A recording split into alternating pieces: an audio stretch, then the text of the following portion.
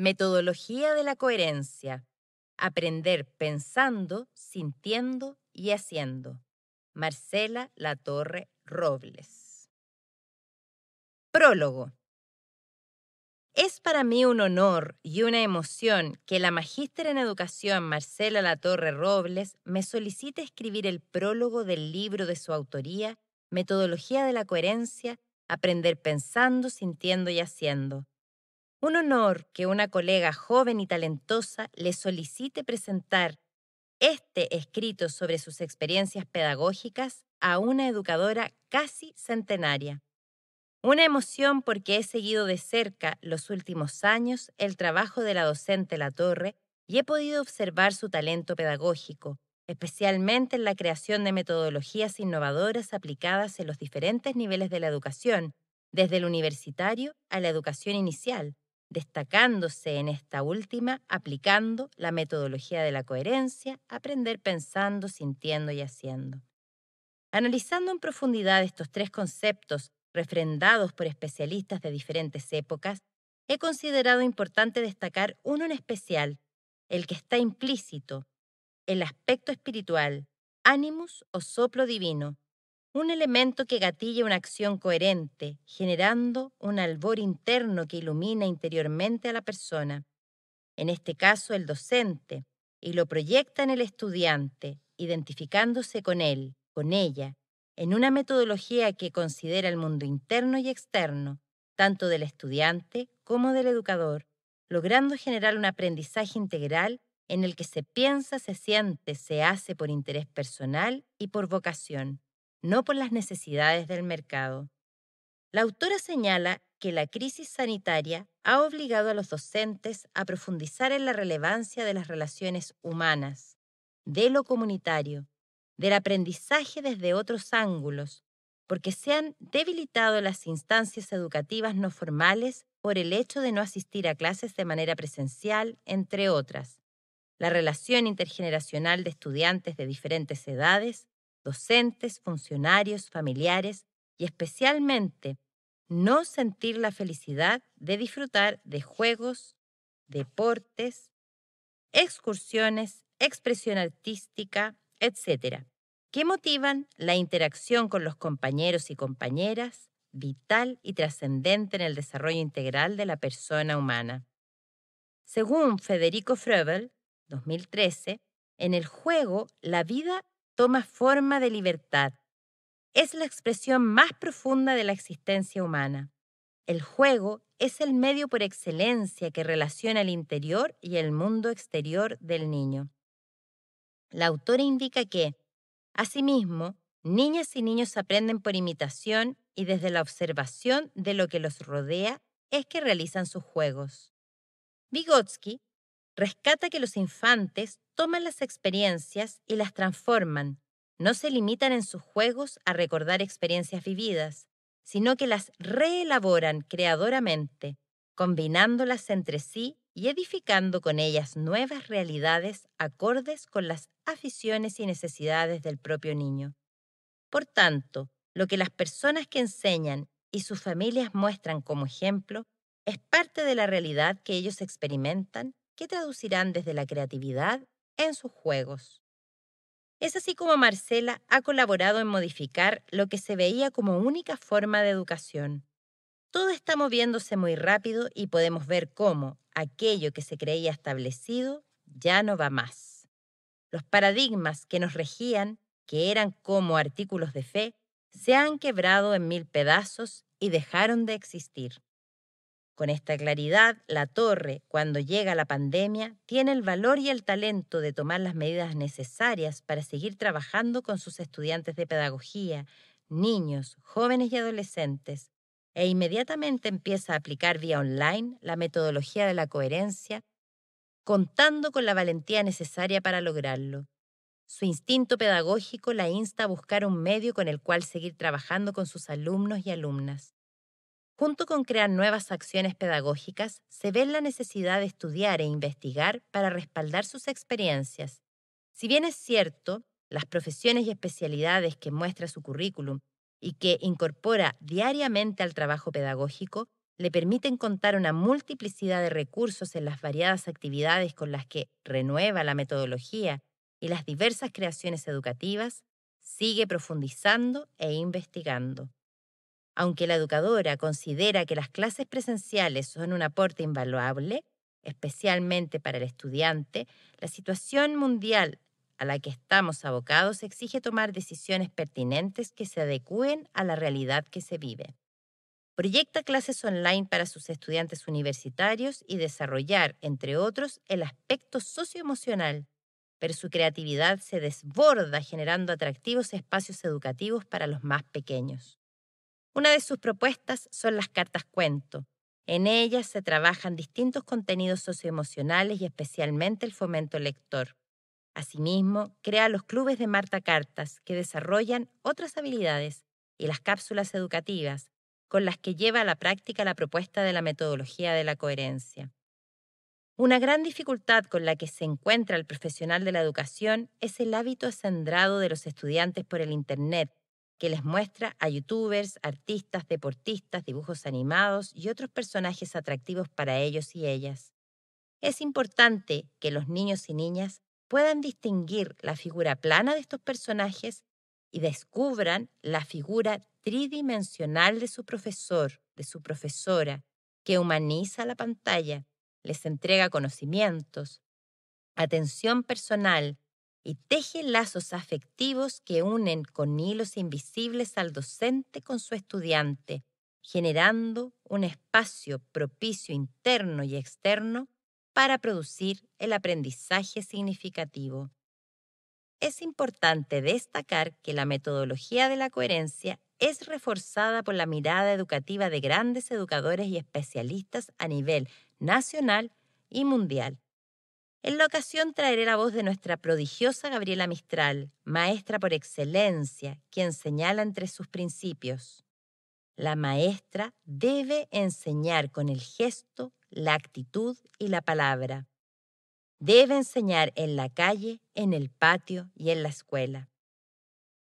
Estoy cierta que este libro, que entrega un trabajo profundo, probado y presenta una gama de experiencias utilizando el formato online, escrito en forma didáctica y comprensiva, será de gran utilidad no solo para los profesionales de la educación, sino para especialistas y personas que se interesen por trabajar con esta modalidad que llegó para quedarse. Aprovechemos la riqueza interior de nuestros niños, niñas y jóvenes. Escucharlos nos ayudará a crear iniciativas para cuidar y mejorar el planeta. Son los pequeños los más creativos, audaces, desprejuiciados aún y abiertos a lo nuevo, a lo desconocido. Por lo tanto, deben ser escuchados, que aprender de los niños y niñas es de sabios.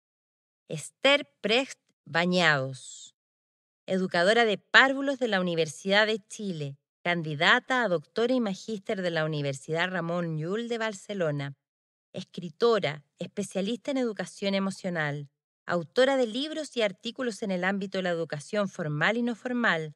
Ha participado en numerosos congresos nacionales e internacionales en el área de la educación y las artes. Colideró dos grandes proyectos a nivel nacional: JUNJI, Junta Nacional de Jardines Infantiles, y Colegio de Profesores de Chile, AG. Fundadora y rectora del Instituto y de la Universidad de Educares. Investigadora en la acción desde 1947 a la fecha. Crea y aplica en el aula metodologías innovadoras. Creadora y fundadora del proyecto Jornadas Trasandinas del Aprendizaje desde 1984 a la fecha. Crea y coordina las instancias de investigación CITREC, Círculos Trasandinos de Estudio y Colaboración del Cono Sur. Actualmente es directora fundadora de FECIL, Fundación para la Educación, Colaboración e Integración Latinoamericana. Introducción. Este escrito está basado en la investigación Metodología Online para desarrollar habilidades lúdicas y creativas en estudiantes de Pedagogía en Educación Parvularia, que se realizó para optar al grado académico de Magíster en Educación. Este estudio, más la experiencia de 20 años trabajando con niñas y niños en diversos talleres presenciales y en el 2020 y 2021 de manera virtual, más el desarrollo de clases presenciales en el campo de la docencia universitaria en carreras de pedagogía y dos publicaciones que aportan en el desarrollo integral de la infancia, confluyen en esta metodología de la coherencia, que busca entregar a educadores de todas las áreas y etapas una herramienta concreta, llevando a la práctica presencial o virtual la pedagogía de la intencionalidad, que tiene como propósito humanizar la educación. Para introducir esta propuesta, se comenzará definiendo qué es el comportamiento coherente. Rodríguez, en 1991, plantea lo siguiente: si pudiéramos pensar, sentir y actuar en la misma dirección, si lo que hacemos no nos creara contradicción con lo que sentimos, diríamos que nuestra vida tiene coherencia. Seríamos confiables ante nosotros mismos, aunque no necesariamente confiables para nuestro medio inmediato. Deberíamos lograr esa misma coherencia en la relación con otros, tratando a los demás como quisiéramos ser tratados. Las personas que enseñan modelan el aprendizaje con el ejemplo. Por tanto, el contacto consigo mismos es fundamental. Cuando se piensa de una forma diferente a la que se siente y se termina haciendo sin unir la mente con el corazón, se experimenta una sensación de traición, lo que hace que haya un maltrato consigo mismo y por ende hacia los demás. Si a eso se le suma que el trato con los otros es diferente a como nos gusta que nos traten, la contradicción que se genera va llevando al resentimiento con uno mismo, con los otros, y todo esto se traduce en violencia. Hasta ahora, en las instituciones donde se enseña educación, se transmiten contenidos y algunas metodologías de enseñanza, pero no se aborda el sentido de entregar esos contenidos. Generalmente, no se le da la importancia a la formación personal de las maestras o maestros, siendo la raíz del oficio. Una persona con herramientas de trabajo personal y conectada a su vocación impulsará en su quehacer lo mejor de sí, ayudando a otros a desplegar lo mejor de ellos. Esto no quiere decir que una persona que educa tenga que ser perfecta consigo misma o en relación con los otros, pero sí alguien en disposición a ser cada día más consciente de sus actos, puesto que todo lo que realizamos termina en otros y las acciones no se detienen jamás. En este libro, la coherencia aparecerá en diferentes situaciones. Una es la que se expuso anteriormente, es decir, trabajar en la coherencia interna, pensando, sintiendo y haciendo en la misma dirección, y desarrollar la coherencia interpersonal, tratando a los otros como nos gusta ser tratados, considerando la comunidad educativa como el espacio en que llevamos adelante nuestras acciones. Y además, se va a considerar la coherencia en las experiencias de aprendizaje, puesto que se aprende haciendo, sintiendo y pensando. Por tanto, las prácticas que se realicen en el espacio educativo deben ser completas, no solo intelectuales. Por último, se va a considerar al ser humano como un ser que tiene mundo interno. En la actualidad, todo lleva a la externalidad, lo que ha traído consecuencias deshumanizadoras. Esta metodología se basa en la preparación del docente, considerado como un ser que acompaña el aprendizaje, que tiene un mundo interno desde el que puede proyectar lo mejor de sí. Actuar con coherencia más que un hecho es una intención, una tendencia que podemos tener presente de manera que nuestra vida se vaya direccionando hacia ese tipo de comportamiento.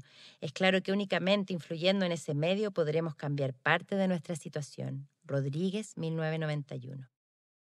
La invitación es a darle esta dirección a nuestro quehacer educativo, dejar de separar lo que viene desde nuestro interior con lo que ocurre en el medio externo, unirnos internamente, llevar a otros este comportamiento coherente e impulsar un aprendizaje integral para propiciar una educación que nos humanice. ¿En qué estamos? Actualmente se está viviendo un momento histórico que ha acelerado una crisis que se viene arrastrando hace décadas. El ambiente en el que se está es de incertidumbre, el que comenzó a expresarse con el estallido social y se ha profundizado con la contingencia sanitaria provocada por la pandemia COVID-19. Estos hechos por primera vez son de carácter mundial. Dadas estas condiciones, las formas de vida se han ido modificando, dando paso a nuevas maneras de comunicarnos, abastecernos, trabajar, estudiar, entre otros. La sociedad se ha ido repensando desde la virtualidad. En el ámbito educativo, uno de los inconvenientes es que no se estaba preparado para utilizar las tecnologías de la información y comunicación TICs, es decir, que no solo se debe manejar la tecnología, sino que aprender a conocer las formas en que se entrega la educación a distancia. Mondaca, el 2016, en su artículo La educación a distancia, una necesidad para la formación de los profesionales, cuestionó si profesores y estudiantes cuentan con una adecuada preparación para enfrentar la educación a distancia. Mediante el análisis teórico de estudios conceptuales y prácticos relacionados con la educación a distancia y el uso de las TICs en la formación inicial y continua de los educadores, obtuvo como resultado que la calidad pedagógica y la preparación previa del docente con el uso de las TICs mejora el proceso de enseñanza-aprendizaje y también favorece programas innovadores en el área de la educación, pero para lograrlo es necesario un conocimiento anterior. El tema es que la educación no estaba ajena a la crisis. La enseñanza presencial tampoco era capaz de lograr aprendizajes significativos. Entonces, hoy se intenta replicar en la modalidad a distancia un modelo que tampoco atendía las necesidades educativas. El problema viene de un ámbito mayor que tiene relación con la concepción que se tenía previamente acerca de la educación, y esto responde a un paradigma que se traduce en políticas que generan finalmente un tipo de ser humano. En América del Sur, desde la década de los 90, los países han venido haciendo reformas a sus legislaciones en los temas educacionales. Según la investigación Las leyes de educación en los comienzos del siglo XXI, del neoliberalismo al postconsenso de Washington en América del Sur, Saforcada y Basiliades 2011, estos procesos tienen por objetivo la formación para la ciudadanía y para el trabajo, fines que, a su vez, se articulan con el desarrollo del país. En la misma línea, la educación privada tiene una presencia significativa en todas las leyes actualmente vigentes, y la educación como derecho es desde una concepción individualista, que suele ir de la mano con el rol subsidiario del Estado como mero protector del derecho individual de las personas. Cita: Actualmente vivimos agobiados por un neoliberalismo exacerbado, caracterizado por la invasión de los grandes poderes económicos que se ha hecho extensiva a todos los rincones del planeta. De este modo, las personas viven una especie de alienación que les impide hacer la transferencia de la ética individual a la ética del bien común, expuestos a la voracidad del mercado y enfrentados de manera individual a las duras e indolentes condiciones de vida. Caravantes Olivares y Contreras Salinas, 2020. Se está viviendo desde un enfoque funcional, atendiendo al paradigma neoliberal que impera en gran parte de América. Si bien hay algunos casos más desapegados de esta concepción de mundo, ningún país ha puesto en sus políticas educativas al desarrollo del ser humano como pilar, puesto que el desarrollo hoy se entiende en función de lo económico. En la propuesta de la pedagogía de la intencionalidad de los chilenos Mario Aguilar y Rebeca Vice 2010, se considera que en educación se hace necesaria una nueva concepción de lo humano, que rescate su posibilidad de transformación personal y social. Esta corriente entrega las herramientas y fundamentos para que las nuevas generaciones puedan hacerse cargo de sus vidas con una perspectiva humanizadora. Proponen habilitar, despertar en los estudiantes el gusto por aprender, reflexionar, investigar, transformar, ser conscientes de sí mismos y de los propios actos con el horizonte de un futuro querido. Una educación que va en dirección del desarrollo integral del ser humano, intelectual, emotivo, motriz y espiritual, en miras de la transformación personal y social en simultáneo, dando la posibilidad de reconocer como verdadero tanto lo tangible como lo intangible. Una educación con una nueva mirada que parte de la experiencia, generando los ámbitos mentales y físicos propicios para estudiar, reflexionar, meditar sobre para qué educamos y cómo podemos contribuir a este desarrollo integral de las nuevas generaciones, dotando de un nuevo sentido a la acción educativa. Hoy se hace necesario un enfoque que construya lo nuevo. El sistema neoliberal está en crisis y se está dando paso a otro momento histórico. Se expresa un sentimiento común. Las personas quieren hacerse cargo de la construcción del mundo. Los estudiantes buscan hace años ser considerados. Se percibe con fuerza desde la crisis social una necesidad profunda de construir nuevamente el tejido social desde la colaboración, siempre atendiendo a la diversidad, donde cada persona pueda desarrollarse conectando con su vocación y no con las necesidades del mercado. La crisis sanitaria ha profundizado en la relevancia de las relaciones humanas, de lo comunitario, del aprendizaje desde otros ángulos. El no ir a clases de manera presencial ha modificado lo que se veía como única forma de educación. Todo está moviéndose muy rápido y se podrá ver cómo lo que se creía como establecido ya no va más. Los mismos autores comparten que la infancia es una etapa primordial, puesto que se generan las huellas del ser humano del futuro.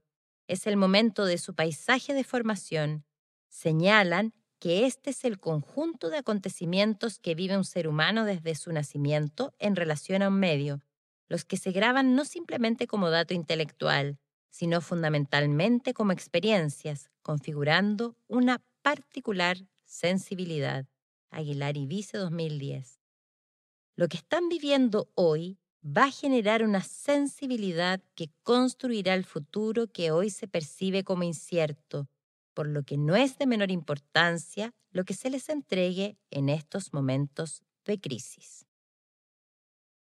Concepción de lo humano en educación. Al ser este un escrito enmarcado en las ciencias sociales, se hace necesario definir una concepción de ser humano desde donde se enfrentará la propuesta.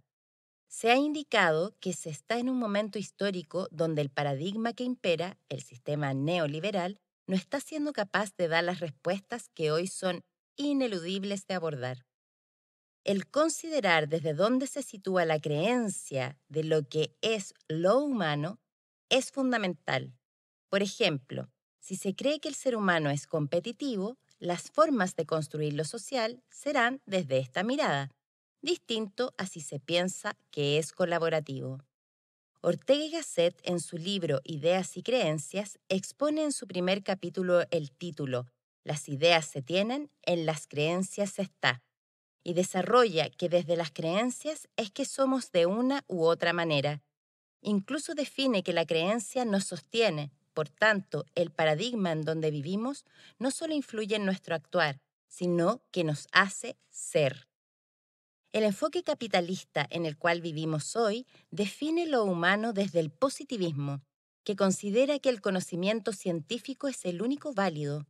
Todo debe ser demostrado con un único método, llevando lo práctico a su mayor expresión, poniendo en el centro a la razón y lo medible, dejando de lado la subjetividad. Comte, en 1875, creador de esta corriente, exponía: primeramente, el estudio de la filosofía positiva, considerando los resultados de la actividad de nuestras facultades intelectuales, nos suministra el único y verdadero medio racional de evidenciar las leyes lógicas del espíritu humano, que han sido buscadas hasta aquí por vías tan poco propias para descubrirlas. Es así como se deja de lado otros aspectos humanos, valorando solo la razón y no considerando la subjetividad, parte de la diversidad. Por tanto, es un criterio que organiza a la sociedad desde la uniformidad, intentando estandarizar todo bajo una definición de desarrollo que apunta al progreso económico y no social. No obstante, aparece el existencialismo como una corriente opuesta al positivismo, que estipula otro enfoque en relación a lo humano. Heidegger, en 1926, explica que La ciencia en general puede definirse como un todo de proposiciones verdaderas conectadas entre sí por relaciones de fundamentación, pero esta definición no es completa ni alcanza a la ciencia en su sentido. En cuanto a comportamientos del hombre, las ciencias tienen el modo de ser de este ente, el hombre. La orientación de esta perspectiva ubica al ser como parte relevante de los estudios. Habla de que lo primario no es la teoría, sino la interpretación del individuo en función de esa teoría, dado que el ente no es una parte de un todo, sino que una integridad en sí misma, y existe por su relación con el mundo. A su vez, en esta ideología, el ser humano es libre y, por tanto, responsable de sus actos. Rodríguez, en 1983, considera estos elementos y desarrolla la corriente de pensamiento del nuevo humanismo, donde entrega una visión acerca de lo humano, definiéndolo como un ser histórico-social capaz de transformarse a sí mismo y a su medio, eliminando la concepción de naturaleza humana, puesto que éste va más allá de lo natural, dada su intencionalidad, característica que le permite tener una conciencia dinámica donde ésta lanza actos hacia el futuro, superando la inclinación mecanicista. Desde ese lugar, Aguilar y Vice, en el 2010, proponen la pedagogía de la intencionalidad, llevando esta filosofía al plano de la educación, como respuesta a la crisis del positivismo que se expresa en la forma de enseñar. Esta metodología se basará en este enfoque que pretende avanzar en dirección hacia un aprendizaje humanizador. Sentido de la educación y aprendizaje humanizador. Una vez establecido el marco antropológico, filosófico de este estudio, se avanzará en determinar algunos elementos fundamentales para su desarrollo. En primer término, se profundizará en el sentido de la educación desde el pensamiento revisado. En la propuesta de Aguilar y Vice se muestra un camino para que el ser humano despliegue su intención. Se considera que si en los primeros años de vida se generan las huellas adecuadas en el paisaje de formación, luego en la niñez se equilibran los centros de respuesta, vegetativo, motriz, emotivo e intelectual, en la adolescencia se podría llegar a un desarrollo del pensamiento superior integral, que permitiría conectar con la vocación, logrando descubrir a qué se vino a este mundo. Novotny, Goyena y Di Tommaso, el 2015, hablan de que cada ser humano llega al mundo con una misión irrepetible e intransferible en dirección humanizadora. Si se rescata esta premisa, se podría considerar que la educación debe asumir el rol de ayudar a cada ser humano a descubrir su propósito. Hasta ahora, las políticas han establecido el qué y el cómo de la educación, en función de la razón, pero no el para qué desde el punto de vista de ser humano integral. Entonces, no se profundiza sobre el tipo de ser que se quiere habilitar para desarrollarse en este mundo, sino que se busca el desarrollo del mundo por sobre lo humano. Para llegar a este desarrollo del pensamiento integral, se analizará cómo debería propiciarse el aprendizaje. La psicología de la imagen es el estudio del funcionamiento del psiquismo que ha impulsado el nuevo humanismo, y desde ahí se sitúa la pedagogía de la intencionalidad. Dicha ciencia basa sus descubrimientos desde la experiencia interna y externa. Es así como se indica que el aprendizaje se produce. Cita: cuando el dato que sale de memoria llega a conciencia, se traduce en imagen, moviliza centro y va como respuesta. Se trate de respuesta intelectual, emotiva o motriz. Cuando este impulso convertido en imagen moviliza centro y centro efectúa de esa acción del centro, se tiene a la vez registro interno. Cuando se establece toda esta realimentación, este feedback, es cuando la grabación se acentúa. Se termina la cita. Es decir, que el aprendizaje es activo y es en el mundo interno. Se aprende haciendo, sintiendo y pensando, puesto que se produce cuando se termina de comprender que se aprendió.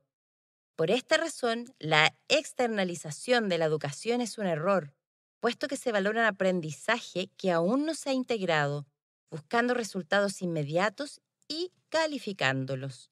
Dicho de otro modo, entra el dato a memoria por medio de la percepción. Se estructura una imagen que sale al medio externo por algún centro, vegetativo, motriz, emotivo o intelectual. Esa acción se experimenta a nivel interno.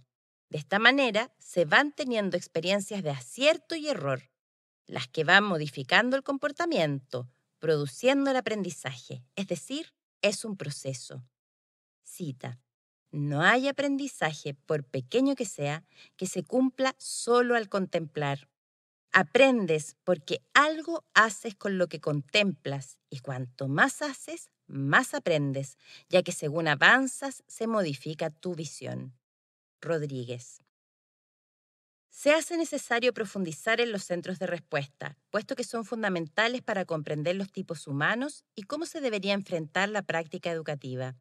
Se expondrá un ejemplo para graficar de mejor manera cómo opera su funcionamiento. Un estudiante escucha una melodía que luego debe reproducir. Ese dato entra por el sentido del oído. Va a memoria a buscar los elementos que le indican que eso es música. Esa información se va a conciencia, que es el coordinador del psiquismo, y traduce ese elemento en una imagen. Las imágenes no son solo visuales, tienen relación con los sentidos externos, vista, olfato, tacto, gusto y oído, y con los sentidos internos, senestesia y kinestesia. Esa imagen sale al mundo externo por los centros de respuesta, vegetativo, motriz, emotivo e intelectual, y esa respuesta genera una nueva sensación interna. Las personas tienen tendencias para dar respuestas. Si este estudiante fuera vegetativo y está con sueño, lo más probable es que escucharía la melodía, pero no haría ninguna práctica hasta haber descansado. Si el estudiante tuviera una tendencia motriz, tocaría una y otra vez el instrumento, buscaría otras posibilidades de sonido, crearía nuevas melodías, entre otras acciones. Si el estudiante fuera emotivo y la música lo inspira y lo conecta con una sensación placentera, no dejaría de tocarla. Pero si no le gusta, no querría tocarla nunca más. Si fuera un estudiante con una tendencia intelectual, revisaría las notas, el ritmo, el tempo, buscaría comprender lo que toca antes de hacerlo. Estos son ejemplos específicos, ya que hay infinitas opciones, pero se exponen para graficar los tipos humanos según la tendencia de su centro de respuesta.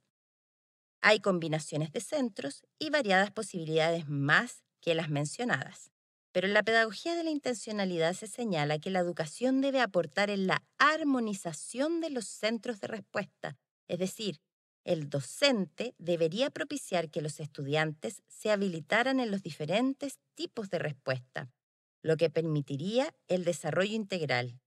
Por tanto, se debe atender a la diversidad de personas a las que se enseña y favorecer que los recursos entregados consideren estrategias que colaboren en el adecuado funcionamiento vegetativo, motriz, emotivo e intelectual.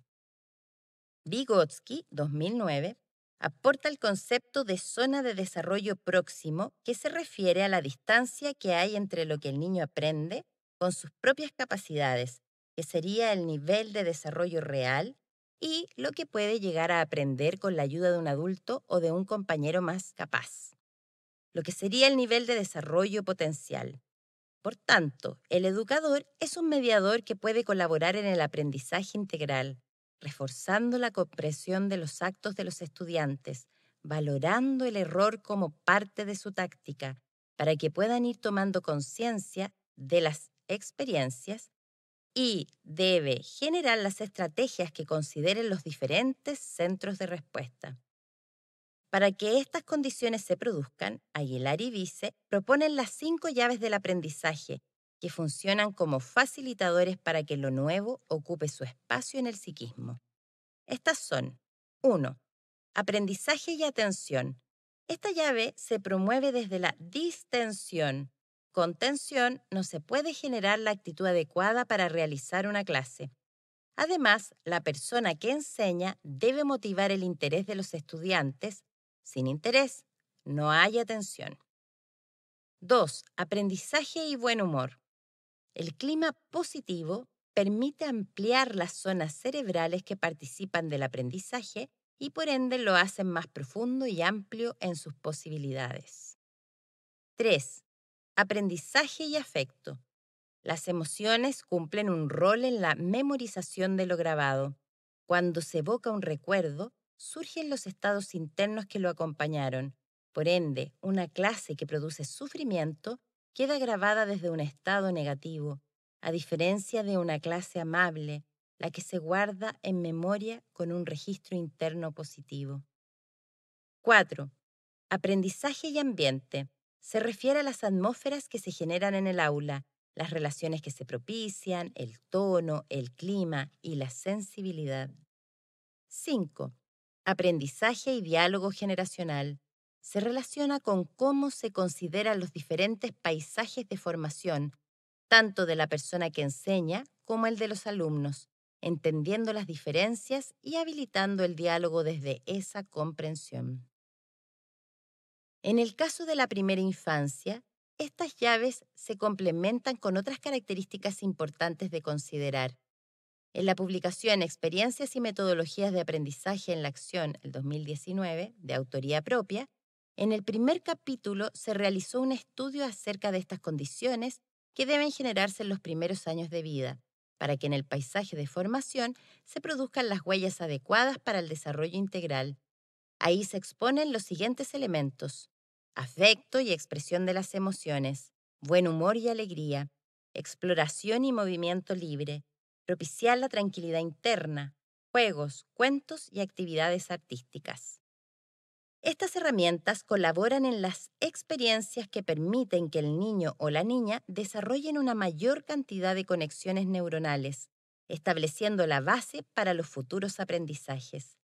Piaget, 1991, en su libro Seis estudios de psicología, realiza una investigación acerca del desarrollo de los infantes. Se expondrá una síntesis con los lineamientos más importantes para graficar los elementos necesarios para caracterizar esta etapa. El recién nacido va efectuando una asimilación sensorio-motriz, pasando por los reflejos a la organización de las percepciones y costumbres. Antes del lenguaje verbal, se desarrolla un lenguaje interiorizado, realizando esquemas de acción, registrando resultados de sus experiencias, constituyéndose sus primeros actos de inteligencia, transformando la representación de las cosas. Con la aparición del lenguaje verbal, las conductas se modifican profundamente en su aspecto afectivo e intelectual. Reconstituye sus acciones pasadas y anticipa las futuras.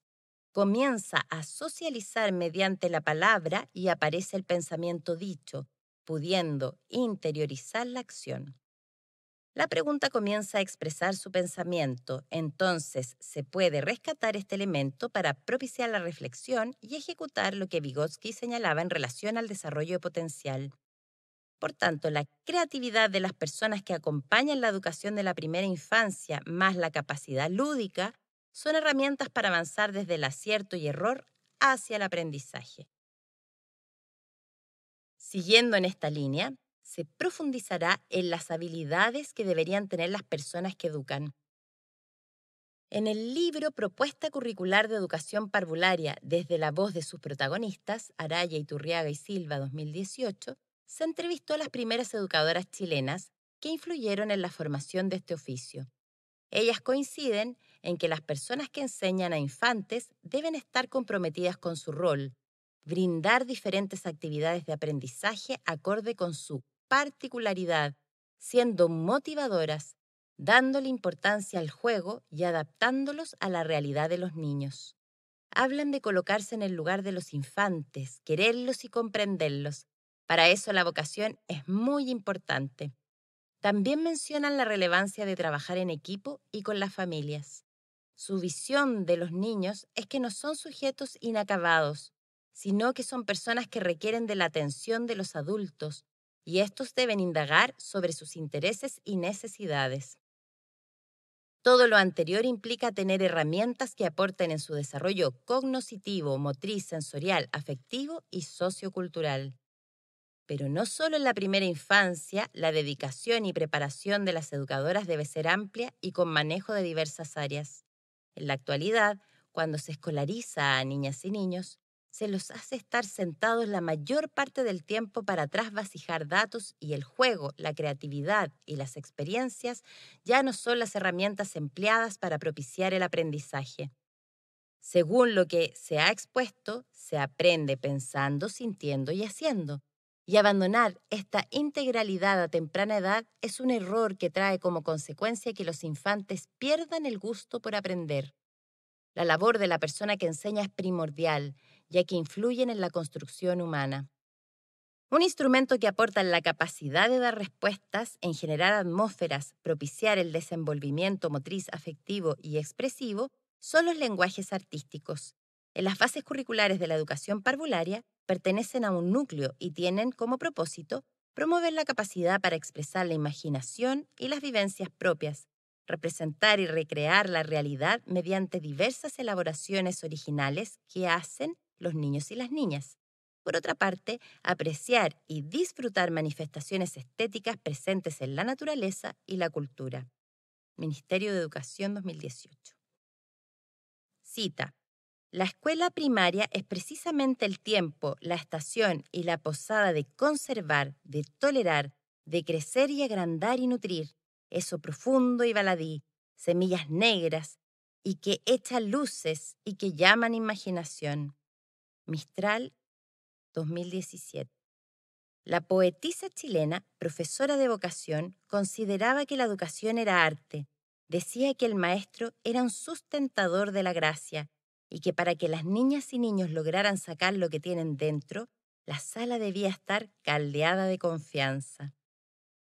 Por su parte, Aliout, 2017, señala que para enseñar hoy necesitamos de saberes que nos den la apertura necesaria para asumir el desafío de la creación, de la innovación. En su libro Los artesanos de la enseñanza, expone la importancia de ver la educación desde el oficio como lo hacen los artistas, inspirándose. Bastante se ha degradado la expresión artística, incluso en la enseñanza media ya casi no se considera, priorizando las asignaturas de habilidades más racionales, lo que es perjudicial para el aprendizaje integral. En el artículo Importancia de las artes y el desarrollo de la creatividad en la formación del perfil del docente, Gómez 2018, se comparte que si estos elementos integradores de las artes no se establecen en el campo educativo, la formación del estudiante no se realizaría dentro de un sentido pleno y difícilmente habría una relación armónica entre el individuo y el mundo exterior. El arte en la educación es un factor determinante en cuanto al proceso del desarrollo evolutivo, sensitivo e intelectual del ser humano y constituye un medio para comunicarse y expresarse en pensamientos y sentimientos. Su objetivo fundamental es lograr el proceso creativo y también desarrollar la capacidad de expresión en la formación educativa. Cierre de la cita. La creatividad combinada con lo lúdico permite ser flexibles y enfrentar nuevos desafíos. Las artes y el juego colaboran en la práctica de estas características, estimulando nuevos caminos. Según Céspedes, 2018, las personas nacen con habilidades que les son inherentes, se traen consigo. Entre ellas están las destrezas para el juego, la fantasía y las artes. Niñas y niños aprenden desde lo lúdico, la creación y la imaginación. Las personas que enseñan deben estimular estas áreas y enseñar desde el ejemplo, puesto que los infantes imitan lo que ven. En este sentido, el contacto con las diferentes disciplinas artísticas puede colaborar en la innovación que requieren para implementar su práctica educativa y lograr generar las conexiones neuronales que se necesitan para ir integrando los aprendizajes como experiencias que construyen la sensibilidad adecuada para avanzar en el camino de los siguientes años. De esta manera, se puede contribuir en los peldaños del sentido que se le ha dado a la educación, donde se busca llegar al conocimiento de los propios talentos para ponerlos al servicio de lo humano. Es relevante precisar que no se pretende instalar un método para que todas las personas sean artistas, sino más bien, estas son un medio, una herramienta pedagógica. Creatividad y juego como habilidades que propician experiencias de coherencia en el aprendizaje. Creatividad. En esta propuesta se ha considerado a la creatividad como una posibilidad para que las personas que educan puedan generar las atmósferas físicas y mentales apropiadas para que se produzca el aprendizaje integral. En palabras de Vygotsky, llamamos tarea creadora a toda actividad humana generadora de algo nuevo, ya se trate de reflejos de algún objeto del mundo exterior, ya de determinadas construcciones del cerebro o del sentimiento que viven y se manifiestan únicamente en el ser humano. En su libro La imaginación y el arte en la infancia, realiza un completo análisis sobre la creatividad. En síntesis, comparte que la actividad creadora del cerebro humano, que se basa en combinaciones, en psicología la llaman imaginación o fantasía, y estas hacen posible la creación artística, científica y técnica. Señala que el mecanismo de la imaginación creadora se produce por la exageración, la asociación, el surgimiento espontáneo de imágenes que tienen relación con la experiencia, las necesidades y los intereses en los que aquella se manifiesta. A su vez, realiza un análisis sobre la relación de la fantasía y la realidad como forma de comprender el mecanismo psicológico de la imaginación y la actividad creadora. Para ello indica 4 formas. Una es que la elucubración se compone de elementos tomados de la realidad, extraídos de la experiencia. La segunda es que se vinculan productos preparados de la fantasía y algunos fenómenos complejos de la realidad. La tercera forma es el enlace emocional, ya que toda emoción se exhibe en imágenes concordantes con ella. Y por último, la creación que aparece por oposición a lo establecido, representando algo completamente nuevo. Se había expuesto que una de las habilidades que trae el ser humano consigo es la fantasía. Niñas y niños viven desde esa capacidad, creen todo lo que ven y son lo que juegan. En las etapas de desarrollo del juego de la pedagogía teatral, que aporta en traer desde la interioridad la expresión de las emociones, comunicar y crear, se está considerando los lenguajes artísticos como herramienta pedagógica, puesto que no son propiedad de los artistas, como se ha mencionado según Céspedes. Todos nacemos con habilidades artísticas.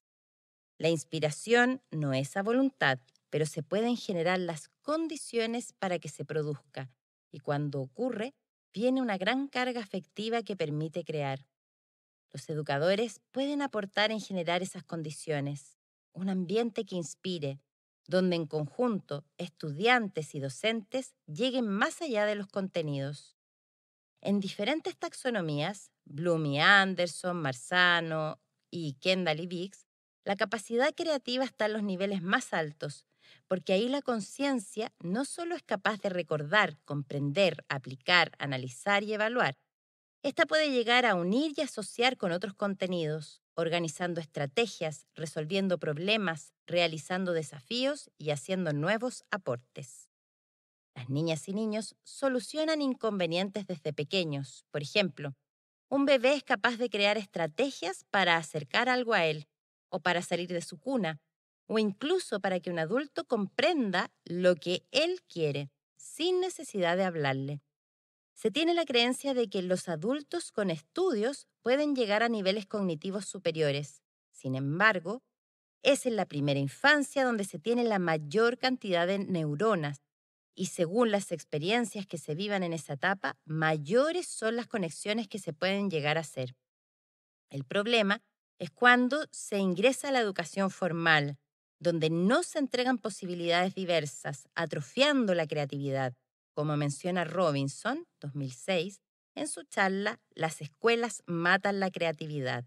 Cita: en consecuencia, el conocimiento se desarrolla a través de múltiples formas de representación adaptadas al contexto y a las metas y perspectivas en las cuales es adquirido y aplicado. Así pues, cuando se incorporan lenguajes artísticos en el proceso de formación del futuro profesional de la educación, se promueve la diversidad de contextos para la construcción multisensorial del conocimiento. Gómez, 2018. Así como señala Gómez, las artes contribuyen a las habilidades que deben desarrollar las personas que educan y además, tal como se ha revisado, los lenguajes artísticos permiten conectar con la inspiración, palabra poco usada en educación. No obstante, al estar en ese estado, se está motivado y abierto para aprender. Cuando hay interés, hay atención, como se indicaban las llaves de aprendizaje. Por tanto, la inspiración portal de la creatividad puede servir para dejar entrar nuevas experiencias ricas en conocimientos. Cita. En pro de la mejora de la calidad de la educación dirigida a la primera infancia, es necesario considerar que la integración del arte en las propuestas curriculares contribuye al conocimiento, comprensión, apropiación y valoración crítica de las diferentes manifestaciones culturales o artísticas, ampliando significativamente el campo de referencias de los niños, niñas y sus familias. OEI 2014. Además de estas ventajas, se pueden tomar todos los elementos curriculares y llevarlos a la experiencia artística. Por medio de ellas, se pueden aprender números, letras, asociaciones, figuras geométricas, estaciones del año, normas de convivencia, identificar las emociones, hechos históricos, entre otros. Por lo que en todas las etapas de desarrollo son un portal de experiencia para producir un aprendizaje significativo. Juego. Otra habilidad que deben desarrollar las personas que enseñan es la capacidad lúdica, puesto que, como se ha señalado anteriormente, es desde ese lugar que los infantes se relacionan, exploran, avanzan en sus propósitos, imitan, conocen y aprenden. Si los docentes están solo acompañando y no disfrutan del juego con ellos, solo estarán cumpliendo el rol de cuidar, y en el caso de niñas y niños más grandes, el rol de trasvasijar datos, siendo que son los recreos los momentos más esperados, ya que es donde juegan con libertad y aprenden un sinnúmero de elementos.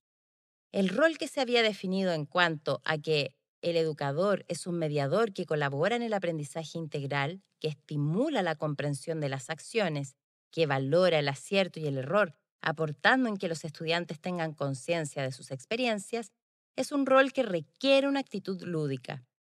Asimismo, niñas y niños aprenden por imitación y desde la observación de lo que los rodea que realizan sus juegos. Vygotsky rescata que los infantes toman las experiencias y las transforman. Cita. No se limitan en sus juegos a recordar experiencias vividas, sino que las reelaboran creadoramente, combinándolas entre sí y edificando con ellas nuevas realidades acordes con las aficiones y necesidades del propio niño.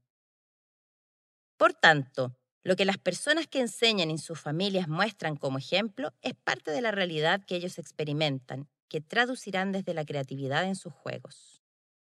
Existen diferentes tipos de juego. Se puede identificar a modo general el juego espontáneo y el normado. En el primero es relevante que los docentes sean observadores. Pueden colaborar en lo que las niñas y niños necesiten, pero deben estar atentos a sus avances y retrocesos, a sus cuestionamientos, a las dificultades que muestran, a los intentos. Deben tomar notas de lo que va ocurriendo en estos espacios libres, porque ahí se encuentran claves para el desarrollo potencial que exponía Vygotsky. Por su parte, Gaman D. indica que el juego permite hábitos de trabajo, respeto a las normas, relación con los compañeros, aprender a expresar los propios pensamientos de una manera correcta, el respeto hacia los demás, la expresión corporal, la autonomía y la iniciativa personal y la creatividad. Estas características se pueden desarrollar también en el juego normado. Cuando los educadores trabajan juegos normados, estos deben contar con un objetivo de aprendizaje, ya que son mediadores de su desarrollo. Por tanto, aprovechar este tipo de actividades lúdicas es una labor que se debe producir. Si bien, en el trabajo con niñas y niños, en la mayoría de las ocasiones se comienza con un propósito, este variará dada la espontaneidad de ellos y su capacidad creativa que se revisó en el apartado anterior. La persona que educa debe ser flexible, puesto que se enfrentará a numerosos cambios en el camino, Ahí está la destreza que se debe tener para orientar el trabajo en múltiples oportunidades. Dicho de otro modo, se comienza con un objetivo y en la acción, los infantes ofrecen diversidad de posibilidades de aprendizaje. Por tanto, es un arte descubrir hacia dónde ellos guían para propiciar de la mejor manera posible el desarrollo de habilidades. Se revisará a dos referentes de la psicología infantil que estudiaron el desarrollo de la capacidad lúdica. Fayon identificó 4 momentos del juego infantil. Los juegos funcionales pueden ser sus primeros movimientos, los juegos de ficción, cuando comienzan a darle otro significado a los objetos, los juegos de adquisición, que se expresan cuando absorben imágenes, cuentos, canciones, entre otras experiencias, y los juegos de fabricación, cuando son capaces de construir y transformar objetos. Por su parte, Piaget define las etapas de desarrollo con los tipos de juego. Expone que de los 0 a los 2 años, la etapa es sensorio-motor y el juego es de ejercicio, el que ejecuta por placer funcional. De 2 a 6 años, la etapa es preoperacional y el juego es simbólico, que lo define como el momento de apogeo del juego infantil, donde construye símbolos para expresar lo vivido, pero que no puede formular solo por medio del lenguaje. De 6 a 12 años, la etapa es concreta y el juego es de reglas. Estos se transmiten socialmente. A continuación, desde el juego simbólico, se despliegan juegos de construcción. Ambos señalan que el juego es funcional en los primeros años. En la pedagogía teatral, se estudian las etapas de desarrollo del juego y se aporta que de 0 a 3 años, el juego es individual. El infante está absorto en lo que hace. Posterior a esa edad comienza el juego proyectado. El párvulo muestra interés por jugar con otros. Esto se mezcla con lo que indican los teóricos citados, donde la ficción o lo simbólico toman protagonismo. En esta etapa se puede ver cómo adquieren los temas de juego de situaciones reales y los llevan a sus historias. Jugar a la comida, el doctor, la familia, entre otros. En este momento es donde se necesita la flexibilidad, capacidad lúdica y total creatividad de la persona que educa, puesto que lo que se propone, niñas y niños lo modifican con facilidad. De los 5 a los 7 años, el juego es dirigido, aceptan la interacción del tercero. Esto se cruza con el juego de adquisición de Bayon y el juego de reglas de Piaget, tal como se había mencionado. A los 7 años es el quiebre de la realidad y la fantasía.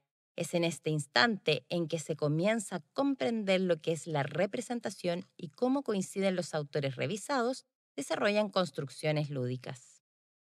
Sin embargo, el juego no es solo un instrumento de aprendizaje para niñas y niños.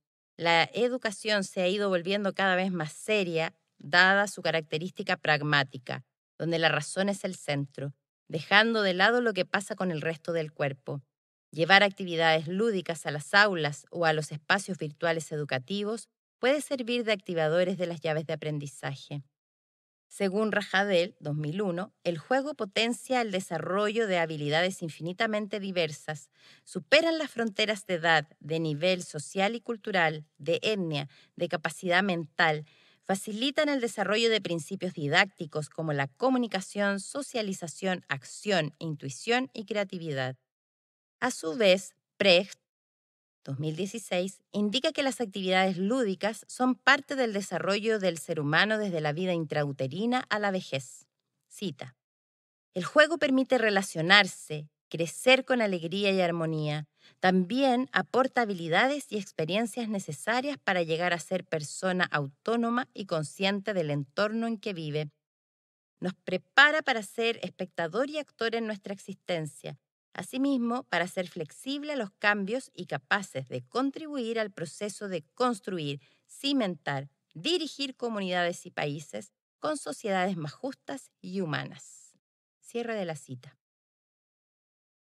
Dada la importancia del juego, se considerará en esta propuesta metodológica como parte de las estrategias para impulsar el aprendizaje integral, generando la atmósfera necesaria para que los estudiantes sientan, piensen y hagan, relevando al juego como una herramienta educativa. Metodología de la coherencia. Rajadel, 2001, habla de que la metodología es una intervención. puesto que es una opción que el docente debe tomar para organizar el proceso de enseñanza-aprendizaje, considerando diversos factores, tales como los contenidos, la madurez del grupo al que se va a enseñar, los objetivos, los recursos con los que cuenta, las diferentes áreas con que se relaciona la asignatura, el currículum, su pensamiento acerca de la profesión y la respuesta de los estudiantes.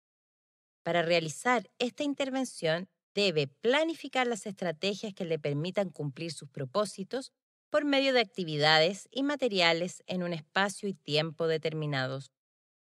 Esta definición considera los elementos externos de lo que sería una metodología. Al parecer, lo que se ha tomado en cuenta hasta hoy en educación es la externalidad, lo que rodea la enseñanza. Dado que este estudio se sitúa desde una concepción de ser humano que vive experiencias internas y externas, y se expuso que el aprendizaje se obtiene cuando se comprende que se produce a nivel interno, se revisará la propuesta de metodología que se expone desde esta corriente. Mera, Colonna y Vila, 2019, durante 7 años llevaron a la práctica las teorías de la pedagogía de la intencionalidad para validarlas. Lo realizaron en diferentes ciclos, inicial, primaria y secundaria, con el profesorado y con las familias, logrando comprobar que los registros internos no deben ser dejados de lado a la hora de planificar la metodología y sus estrategias. Para realizar sesiones experienciales se debe incluir un tono adecuado que tiene relación con la intensidad energética con la que se desarrollan las actividades. Permanencia, que se refiere a la táctica que se utiliza para no desviarse del objetivo en cada clase y en todo el proceso. Y pulcritud, que considera la preparación del ámbito físico y también mental, es decir, habilitar el espacio para que se produzca la experiencia. En el caso de la virtualidad, sería el cuidado que pone el docente en la forma en que se entregan los recursos, considerando también la preparación de él mismo para poder atender a las necesidades de los estudiantes. Se ha expuesto que el ser humano es capaz de transformarse a sí mismo y a su medio, que tiene una intencionalidad, que aprende haciendo, sintiendo y pensando, y que cuando tiene el registro interno de los aciertos y errores, comprende y modifica su comportamiento. Se ha señalado que el educador es el mediador que colabora en este aprendizaje, reforzando la comprensión de los actos, valorando el error como estrategia y colaborando en que los estudiantes tomen conciencia de sus experiencias por medio de la creatividad y la capacidad lúdica, utilizando las 5 llaves del aprendizaje y, en el caso de la primera infancia, generando las condiciones apropiadas para su paisaje de formación. Es el que genera las atmósferas, propicia el desenvolvimiento vegetativo, motriz, emotivo e intelectual, y los lenguajes artísticos aportan en estas características desde la inspiración. Por tanto, considerando lo revisado, la metodología debe establecer elementos externos e internos. Dado lo anterior, se expondrá qué aspectos se consideraron para crear la metodología de la coherencia. Aspectos externos. 1. Modelo formativo de la institución. 2. Perfil del estudiante. 3. Contexto de los estudiantes. 4. Las diferentes áreas con que se relaciona la asignatura. 5. Objetivos. 6. Los contenidos y resultados de aprendizaje de cada asignatura. 7. Los recursos con los que se cuenta para implementar la asignatura, considerando un modelo de clase presencial o un entorno virtual de aprendizaje. 8. Las respuestas que van mostrando los estudiantes en el transcurso de la experiencia pedagógica. 9. Disponibilidad técnica en el caso de clases a distancia. Aspectos internos. 1. Tono adecuado con una preparación previa del docente antes de dar las clases presenciales o sincrónicas, en el caso de la virtualidad, o al realizar la elaboración de los recursos y materiales. Se debe considerar el ambiente en el que se ejecutan estas labores y la tranquilidad necesaria para abordarlas. 2. permanencia por medio de una estrategia para no perder el norte del propósito y una táctica que orienta el trabajo clase a clase. 3. Pulcritud en el sentido amplio, en cómo se establecen las relaciones, la forma de trabajo, las experiencias de aprendizaje, las retroalimentaciones y la valoración del proceso. Además, para desarrollar este tema se deben utilizar las 5 llaves del aprendizaje: atención, afecto, buen humor, ambiente y diálogo generacional. 4. Recursos que habilitan los diferentes centros de respuesta: vegetativo, motriz, emotivo e intelectual. 5. Valoración del error como estrategia de aprendizaje, realizando retroalimentación de cada trabajo antes de ser evaluado y permitiendo las repeticiones en caso de ser necesario, lo que genera la creación de una estructura de enseñanza, aprendizaje, evaluación, sin ser esta última algo diferenciado del proceso. 6. Estrategias que permiten la transformación de sí y de su medio. 7. Generación de experiencias internas, donde los estudiantes tomen contacto con sus registros internos. 8. Flexibilidad. Capacidad de modificar lo propuesto en pos de cumplir los objetivos y resultados de aprendizaje, considerando que los procesos son dinámicos. La metodología de enseñanza, aprendizaje, evaluación debe organizar estos elementos junto con establecer estrategias que desembocan en actividades lúdicas y creativas para modelar el aprendizaje. Por tanto, los recursos y materiales deben ser diversos y al ser clases a distancia, se debe considerar que el tiempo y el espacio toman distintas formas, por lo que la flexibilidad es muy necesaria para propiciar también el trabajo autónomo de los estudiantes, considerando la diversidad de realidades y de aprendizajes. Propuesta de planificación. Casilla 1. Asignatura. Casilla 2. Modalidad. Casilla 3. Aspectos externos. 1. Modelo formativo de la institución y perfil del estudiante. 2. Contexto de los estudiantes. 3. Áreas con que se relaciona la asignatura. 4. Objetivos. Casilla 4. Aspectos internos. Se ejemplificará puesto que estos temas no se consideran en las planificaciones. 1. Tono. Antes de cada clase, la docente dispone y organiza el espacio de trabajo y realiza una relajación para concentrar la energía. 2. Permanencia. Estrategia para no perder el objetivo. La asignatura tiene 2 grandes objetivos, uno práctico y uno teórico.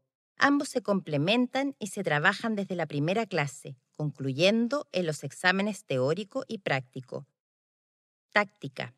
En cada clase se desarrollan rutas de aprendizaje que sirven como estructura base de cada sesión. Cuentan con desafío, vinculación, conceptualización, aplicación y autoevaluación. 3. Pulcritud. En la primera clase se entrega la organización general del curso, con las evaluaciones y la forma de trabajo, estableciendo las condiciones. Se utilizan las 5 llaves del aprendizaje: atención, afecto, buen humor, ambiente y diálogo generacional. 4. Centros de respuesta. Todas las clases comienzan con un juego que activa el centro motriz y emotivo, puesto que sirven para romper el hielo. Durante la sesión se hacen actividades que habilitan los diferentes centros. Al cerrar, se hace una síntesis donde se trabaja con el centro intelectual. 5. Valoración del error. No se evalúa ninguna actividad sin antes ser retroalimentada o con la posibilidad de corregir.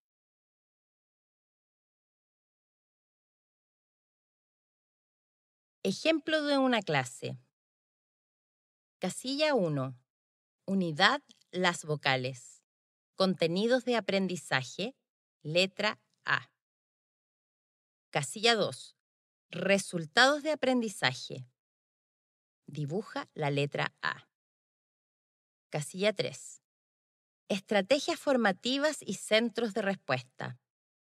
Centro motriz. Al ritmo de la música realizamos la A con el cuerpo, de pie, luego sentados, luego con un compañero. Dibuja la letra A en un pote con harina. Centro emotivo. Decimos la A con sentimiento de asombro. Narramos una historia y cada vez que nos asombramos decimos la A. Centro intelectual. Buscamos palabras que empiecen con la letra A. Casilla 4. Tipos e instrumentos de evaluación y retroalimentación. Evaluación formativa, realizando autoevaluación con una pauta donde cada uno expone qué sintió, qué aprendió, qué le resultó más difícil, qué errores logró resolver y qué fue lo que más le gustó hacer. Casilla 5. Recursos y medios. Trabajo corporal con música, harina y pote, historia de asombro. Recursos. 1. Tono. Se compartirá una experiencia de contacto con el mundo interno previo al encuentro con las personas que estudian. De pie, estiro el cuerpo con los brazos hacia el cielo, tensándolo y luego lo suelto, dejando caer los brazos, la cabeza, el cuello, los hombros, el pecho. Siento cómo comienza a estirarse mi columna y sin forzar, flectando sutilmente las rodillas, al expirar el aire, voy bajando lentamente. Al llegar abajo, subo lentamente.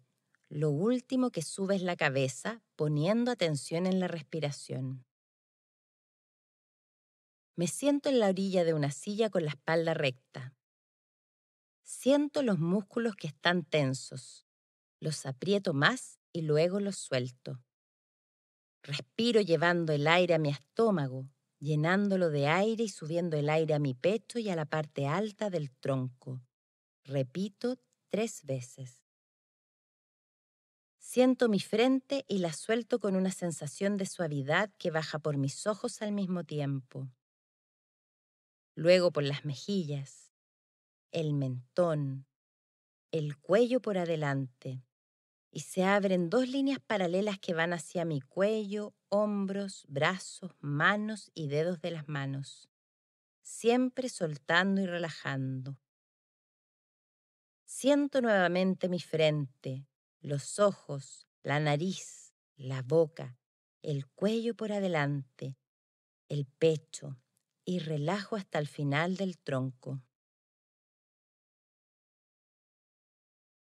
Siento mi cuero cabelludo y voy relajando mi cabeza hacia atrás.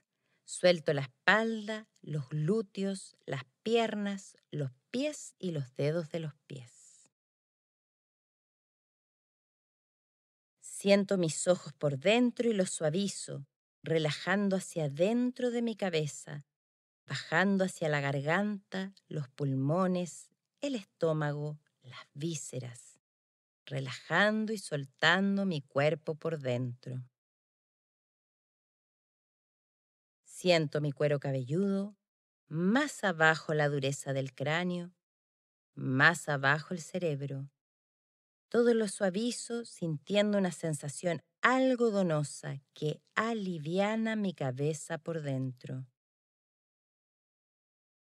En esta calma, con mi cuerpo distenso, conecto con lo mejor de mí y me preparo para ir a la clase a encontrarme con personas que, al igual que yo, tienen sus esperanzas, sueños, fracasos, frustraciones, propósitos. Conecto con lo mejor de ellos y agradezco la posibilidad de volver a encontrarnos. 2. Permanencia. La estrategia que se ha utilizado para no perder el norte es en base a un gran objetivo que se comienza a trabajar desde la primera clase. Todo lo que se va realizando clase a clase tiene relación con ese objetivo. Son los palos del puente que van a ayudar a construirlo completamente. Por ejemplo, con las niñas y niños en el club de lectura, se debía construir el pueblo de las palabras, y en cada encuentro se iban creando distintos elementos del pueblo: la casa de las rimas, el árbol de los trabalenguas, el circo de los chistes, el kiosco de los cómics, en fin. En la última sesión se juntaron todas las construcciones fundando el gran pueblo. En el caso de las estudiantes de Pedagogía en Educación Parvularia en la asignatura de Taller de Arte Integrado, se establecieron dos grandes objetivos, uno teórico y uno práctico. El teórico era realizar un proyecto de mejora en relación a los lenguajes artísticos para algún jardín infantil. En las diferentes clases se iba desarrollando el diagnóstico, la fundamentación y la propuesta que tenía relación con todas las herramientas que se iban entregando. Al llegar al examen, el proyecto estaba listo, revisado y retroalimentado previamente.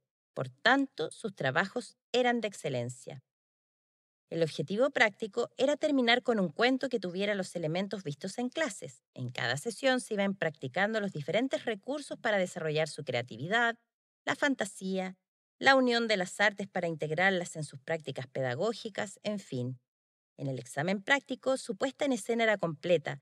Se había desarrollado todo el proceso durante toda la asignatura, acompañando cada momento, atendiendo a sus registros internos de avances, retrocesos, nuevos avances, hasta lograr el encaje de aprendizaje, siendo conscientes de ello. Las estrategias apuntan a la permanencia para lograr el propósito de todo el proceso. A su vez, hay tácticas para lograr los resultados de aprendizaje de cada clase. Se han utilizado dos estructuras: el método de aprendizaje en la acción y la ruta de aprendizaje. 2.1. Método del aprendizaje en la acción. En el libro Experiencias y metodologías de aprendizaje en la acción de autoría propia, se propone el método del aprendizaje en la acción como una síntesis de toda la experiencia, tanto con niños como con adultos. Es la unión de una sesión de pedagogía teatral con los elementos de la pedagogía de la intencionalidad. Un método es un procedimiento ordenado para cumplir un objetivo. En este caso, el objetivo es no perder el norte del resultado de aprendizaje, pero a su vez, esta estructura debe considerar lo desarrollado en esta metodología de la coherencia. La metodología es el estudio del método. En el proceso de enseñanza-aprendizaje-evaluación que se ha desarrollado por tantos años, primero se encontró este método y luego en el estudio del Magíster en Educación se investigó la presente metodología. El método del aprendizaje en la acción define diferentes momentos de una clase. Estos son: 1. Preliminares, una actividad lúdica que permite romper el hielo y trabajar el centro motriz. 2. Sensibilización, una actividad que ayuda a conectar con la calma, las emociones, sitúa a los estudiantes en una amabilidad con ellos, sus compañeros y el docente, para ponerse a disposición de las experiencias de aprendizaje que vivirán. Se trabaja con el centro emotivo. 3. Aprendizaje en la acción. Es la experiencia de aprendizaje integral donde pensando, sintiendo y haciendo se entrega el contenido. 4. Bitácora de cierre. Es una manera creativa donde se hace una síntesis de lo aprendido. Se trabaja con el centro intelectual. Para el trabajo con niñas y niños en modalidad virtual: 1. Contacto. Se le pregunta a cada uno cómo está y si quiere comentar algo. Esto se realiza mientras van llegando todos los participantes. Es una manera de dar la bienvenida, generando un vínculo, puesto que al no estar de manera presencial se debe establecer una atmósfera de cercanía, utilizando las 5 llaves del aprendizaje: atención, afecto, buen humor, ambiente y diálogo generacional. 2. Preliminar, actividad lúdica. 3. Sensibilización, actividad para conectar con sus emociones. 4. Aprendizaje en la acción, experiencia integral. 5. Cierre, muestras de lo que han realizado y desafío para que hagan en sus clases. 2.2. Ruta de aprendizaje. La ruta de aprendizaje permite que las y los estudiantes conozcan de qué manera se trabajan los contenidos clase a clase. Es una estructura que comienza proponiendo un desafío, lo que genera una participación activa. Es un recurso ideal para las clases virtuales con adultos. A la clásica propuesta se le sumaron elementos del método del aprendizaje en la acción, atendiendo a lo que se podía realizar de manera virtual. El orden de la clase virtual con esta herramienta es de la siguiente manera. 1. Contacto con las personas que están en la clase. Se pregunta cómo están y de manera espontánea algunos van comentando. Preliminar. Cuando ya están todas las personas que van a participar, se les invita a hacer una activación sencilla que se puede realizar desde la casa conectados por la pantalla para tomar conciencia del cuerpo. 3. Sensibilización. Actividad para conectar con el mundo interno y luego con las personas que están virtualmente en el mismo espacio. 4. Repaso de lo que se ha desarrollado en la clase anterior o retroalimentación. 5. Presentación en PPT que va mostrando el camino de la clase. A. Desafío. Lo que tendrán que entregar al terminar la clase o la unidad. B. Vinculación. Preguntas que relacionan sus conocimientos previos con lo que se realizará en la clase. Se deja de compartir pantalla para propiciar el intercambio. C. Conceptualización. Los contenidos de la clase, siempre relacionándolos a su experiencia. Se deja de compartir pantalla cuando hay alguna intervención. D. Aplicación. Se comenta en detalle cómo desarrollar el desafío, compartiendo la rúbrica o la pauta de evaluación, atendiendo a las dudas. Como es en la experiencia que se produce el aprendizaje, se recomienda el trabajo en grupos y dejar un tiempo de la clase para aclarar dudas por grupos. E. Cierre con alguna forma creativa para hacer síntesis. Por ejemplo, realizar en conjunto una nube de palabras donde cada uno escribe en una frase que se lleva de la clase. 3. Pulcritud. Desde el primer encuentro es adecuado generar confianza y dar a conocer a las personas que estudian por dónde irán transitando en la asignatura.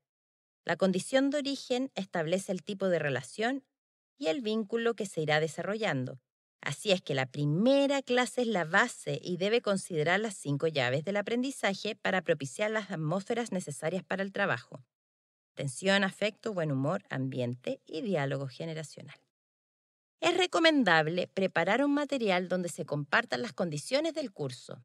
En el caso de los adultos, dejar claro lo administrativo, lo académico, los objetivos y resultados de aprendizaje, los desafíos, cómo se llegará a cumplir esos propósitos, las evaluaciones, las fechas, las formas de comunicación, todo lo que ayude a esclarecer dudas. En el caso de las niñas y niños, dependiendo de la edad, también es bueno que conozcan lo que van a hacer. Por ejemplo, en el club de lectura sabían que estábamos construyendo el pueblo de las palabras. 4. Centros de respuesta.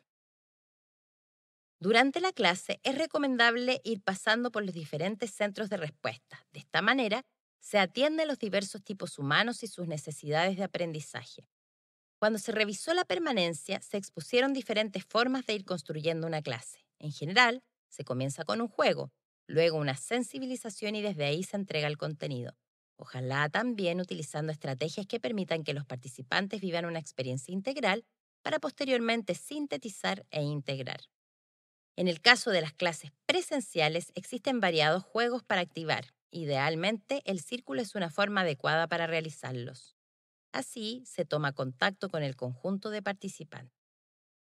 Ejemplo para las clases presenciales. En círculo, una persona hace un gesto con un sonido y el de al lado debe repetirlo y sumarle otro gesto con sonido, y así siguiendo hasta completar el círculo. El buen humor es fundamental, pero debe ser sin caer en la burla para habilitar un clima de confianza, es decir, la risa es con los otros y no hacia una sola persona. Después de hacer esta actividad, se invita a cerrar los ojos, tomar contacto con la respiración e ir a buscar lo mejor de cada uno. Revisar cuál es la mejor virtud que se tiene y traerla a este espacio para ponerla a disposición del aprendizaje y del trabajo con los otros. Luego, al revisar el contenido, puede ser a través de un juego teatral, una actividad creativa, un experimento, un proyecto en grupos, cualquier experiencia donde en lo posible estén presentes los diferentes centros de respuesta para que se aprenda pensando, sintiendo y haciendo. Al final, al hacer la síntesis, se produce la dinámica del pensar y se va integrando lo vivido. Ejemplo para las clases virtuales. En el caso de las clases virtuales, también existe la forma de comenzar con un juego y sensibilización. Si los participantes quieren estar con cámara apagada, pueden hacerlo para que no se sientan incómodos. Se invita a estirar el cuerpo llevando los brazos hacia arriba e imaginar que tocamos una nube cargada de agua y empieza a caer una lluvia sobre nuestra cabeza. el cuello, los hombros, el pecho, el tronco, la espalda, las piernas y pies. La lluvia son nuestras manos, se puede hacer sentado o de pie. Luego volvemos a estirar los brazos al cielo y tocamos una nube negra que deja caer granizos. Entonces se va dando golpes como granizos por las diferentes partes del cuerpo. Se hace el mismo recorrido. Luego la lluvia se detiene y se sacude cada parte del cuerpo para secar. Finalmente se estiran los brazos, se toca una nube blanca, suave, se toman 2 pedazos y se llevan al cuerpo por dentro, recorriéndolo internamente, conectando con la calma. Esa calma se trae al trabajo con la clase y se pone a disposición para aprender desde la distensión. Después se pasa al desafío y lo que se exponía en la ruta de aprendizaje. 5. Valoración del error. Para que el error realmente sea valorado como parte del proceso de aprendizaje, realizar una evaluación sumativa sin haber corregido, retroalimentado o haber dado la posibilidad de corregir es perjudicial para la motivación. Se pierde el interés y por tanto la atención y lo que se realice posteriormente ya no va a ser atractivo para los estudiantes. En la docencia universitaria, cada contenido era trabajado por medio de una experiencia. Luego las participantes debían ejecutar lo aprendido y autoevaluarse por medio de una rúbrica muy clara. Esta rúbrica sirve de guía para que las estudiantes sepan exactamente qué deben realizar. En varias oportunidades, ellas hacían su evaluación sumativa y al mostrar su trabajo, entre todas se iba aportando para que eso mejorara. Eso lo consideraban y volvían a hacer una propuesta. Siempre se les respetaba su calificación. A veces era la nota máxima y para que realmente sintieran que estaba bien evaluado, corregían, porque el centro estaba puesto en el aprendizaje y no en la calificación. Cuando las evaluaciones sumativas las realizaba la profesora, nunca se ponía la calificación sin antes retroalimentar, guiar y dar la posibilidad de realizar mejoras para lograr un encaje interno en su entrega de los trabajos. Ellas tenían que sentir que se había producido el aprendizaje. En la educación actual, el docente tiene una especie de poder, al ser el juez que define si se aprendió o no. Se utiliza muchas veces el miedo, mediante la manipulación y la amenaza. Incluso se tiene la creencia de que si un educador tiene la mayoría de los estudiantes con bajas calificaciones, entonces es exigente y los alumnos están aprendiendo. Todo esto deriva en estrés para todos y el gusto por aprender se pierde. En este tipo de creencia, el valor central es el resultado, pero paradójicamente tampoco se obtienen resultados de excelencia, ya que la gran mayoría queda en el camino y se pone en valor a los estudiantes que tienen más desarrollado el centro intelectual, generando discriminación y profundizando en el sistema de mercado donde no caben todos. 6. Estrategias que permiten la transformación de sí y de su medio. Se ha considerado a la experiencia como la forma de aprender pensando, sintiendo y haciendo, pero según la visión del humanismo universalista, la experiencia es permanente movimiento y cambio. Por tanto, esa experiencia, cita, no es operativa en sí, no permite operar en el mundo de modo directo. Si contáramos solo con la experiencia, no podríamos tener un sistema ordenado del mundo ni de nosotros mismos, y no podríamos operar en él con coherencia. Pompey 2008. Es el pensamiento el que ordena y orienta las acciones internas e internas, y a su vez, el pensamiento es estructural y dinámico. El psiquismo siempre está lanzando actos que deben completarse con un objeto, generando una estructura que siempre está unida, acto-objeto. Y esto se produce por un interés, es decir, se fija un interés en un momento y se despliega el pensamiento. Este interés funciona por diferenciación. La dinámica del pensar hace que se vayan estableciendo diferencias, cada vez más diferencias, pero llega un momento en que se agota esa forma y se pasa a la complementación, donde los objetos se relacionan por asociación, lo que permite generar nuevas diferencias entre asociaciones, hasta llegar a una síntesis, componiendo un todo estructural que logra que se llegue a una nueva comprensión. Cita: cuando hay encaje, experimento una suerte de distensión que me hace reconocer la coherencia que hay en esa operación. Pompey, 2008. Es la experiencia en el hacer la que genera ese despliegue del pensamiento, y en la medida que se va produciendo todo esto, la emoción acompaña el proceso, aprendiendo por acierto y error. Es parte del humano estar en constante transformación. Mientras se van produciendo transformaciones en el medio, se van también produciendo transformaciones en el interior. Dadas las características comentadas en relación a la experiencia y el pensamiento, el realizar estrategias que busquen generar mirada crítica puede colaborar en avanzar en estas transformaciones. Pero esa mirada crítica, que es parte de la diferenciación, debe hacer el ejercicio de buscar complementaciones para poder llegar a síntesis que permitan nuevas comprensiones. A su vez, todo este trabajo consciente de parte del docente debe tener una dirección clara, es decir, no se busca transformar porque sí, sino que se tiene un propósito que siempre tiene en el horizonte hacer un aporte al mundo, lo que también, sin duda, será un aporte al crecimiento personal de los estudiantes. En las clases con las alumnas de Pedagogía en Educación Parvularia se estudiaban las bases curriculares del Ministerio de Educación.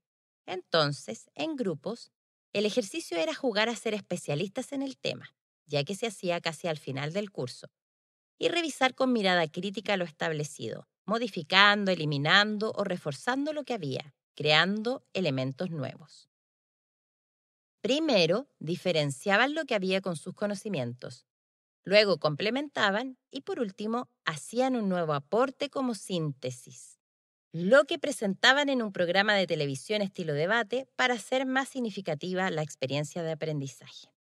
Con las niñas y niños, un ejemplo de esto es lo que se desarrolla en los cuentotalleres. Se comienza con un cuento que plantea un escenario que generalmente trata temas de relaciones humanas, de emociones o de situaciones que ellos viven en lo cotidiano. Al terminar, se produce un diálogo donde se van identificando con la historia, diferenciando y complementando. Luego de ese espacio de intercambio, se realiza una creación, una manualidad, una canción, una danza, en fin, lo que genera una síntesis, permitiendo comprender, transformando la visión que tenían sobre estos temas y, por tanto, aprendiendo. Implementación. Durante 20 años se han realizado diversos talleres con niñas y niños donde se fue profundizando en una forma de enseñanza que tuviera sentido. En este camino apareció la pedagogía de la intencionalidad, lo que permitió ir propiciando el desarrollo integral de la infancia. En este proceso hubo aciertos y errores, por tanto mucho aprendizaje, y es lo que hoy desemboca en el presente trabajo que viene a ser una síntesis de todo realizado.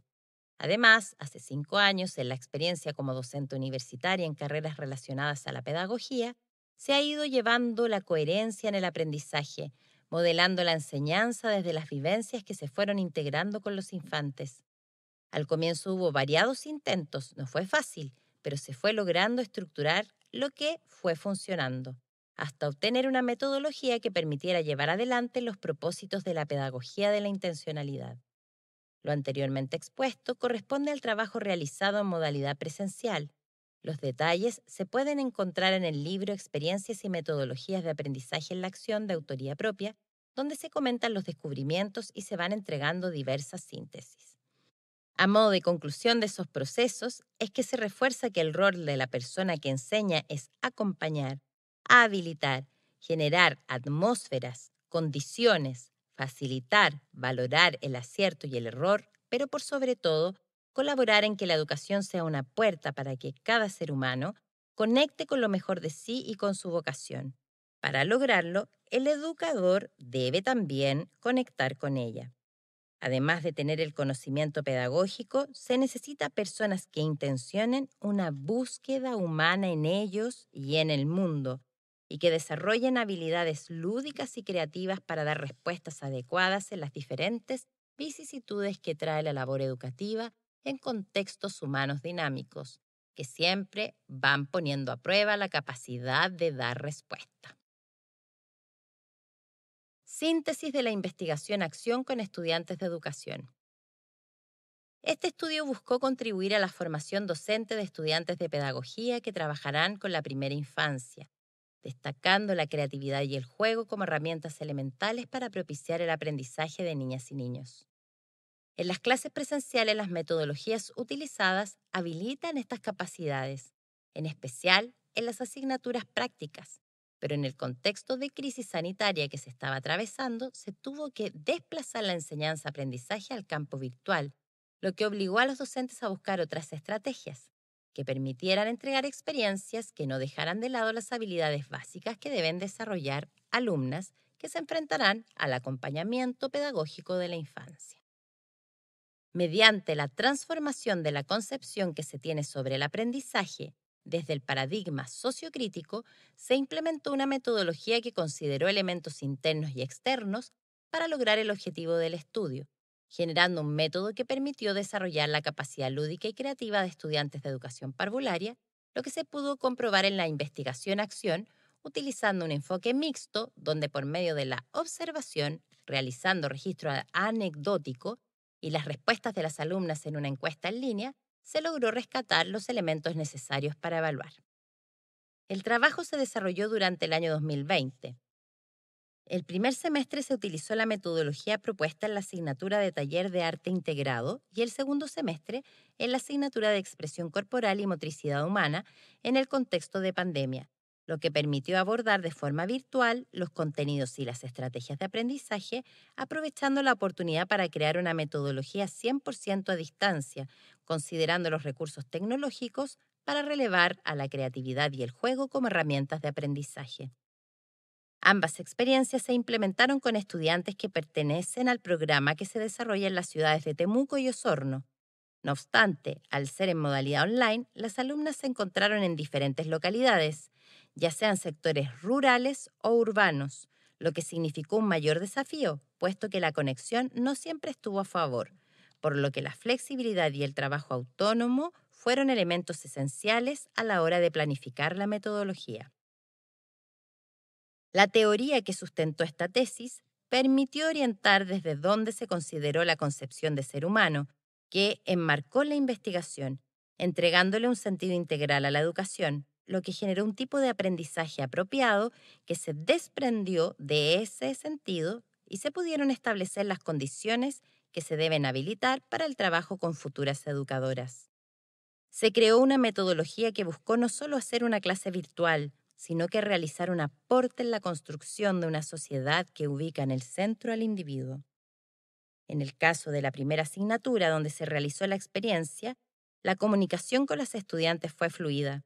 Establecer todo con claridad desde el comienzo sirvió para no perderse de los objetivos, logrando permanencia. La utilización de las 5 llaves del aprendizaje permitió motivar la participación activa y generar las condiciones apropiadas para trabajar. La retroalimentación y valoración del error como parte del aprendizaje significó para ellas cambiar la forma habitual de ubicarse en relación a las calificaciones. Se aprendió a realizar las actividades como un proceso valioso en cada una de sus partes, más que por un resultado final, ya que se fue revisando la experiencia de aprendizaje, lo que ayudó a integrarla. No se evaluó de forma sumativa sin antes comentar mejoras y reforzar contenidos más débiles. Tuvieron que repetir ejercicios y mostrar progresos de trabajos, por lo que siempre se evaluó cuando ya se producía el aprendizaje, generando en ellas una sensación de seguridad y buenos resultados, integrando la evaluación como parte del proceso. Las estrategias fueron diversas para llegar a los distintos tipos de aprendizaje. Se realizaron actividades que desenvolvieron los diferentes centros de respuesta, intelectual, emotivo, motriz y vegetativo, considerando el entorno virtual de aprendizaje y las herramientas que entregan las TICs. Los dos grandes objetivos y las rutas de aprendizaje permitieron avanzar hacia los exámenes teórico y práctico, terminando con excelentes resultados, donde se integraron todos los contenidos y se logró desarrollar habilidades lúdicas y creativas en pos de la transformación de sí y de su medio. Estas observaciones realizadas en el registro anecdótico se validaron en la encuesta de cierre, donde las estudiantes manifestaron en un 95% muy de acuerdo y un 5% de acuerdo que desarrollaron el pensamiento creativo, y en un 85% muy de acuerdo y 15% de acuerdo que la asignatura estimuló su capacidad lúdica.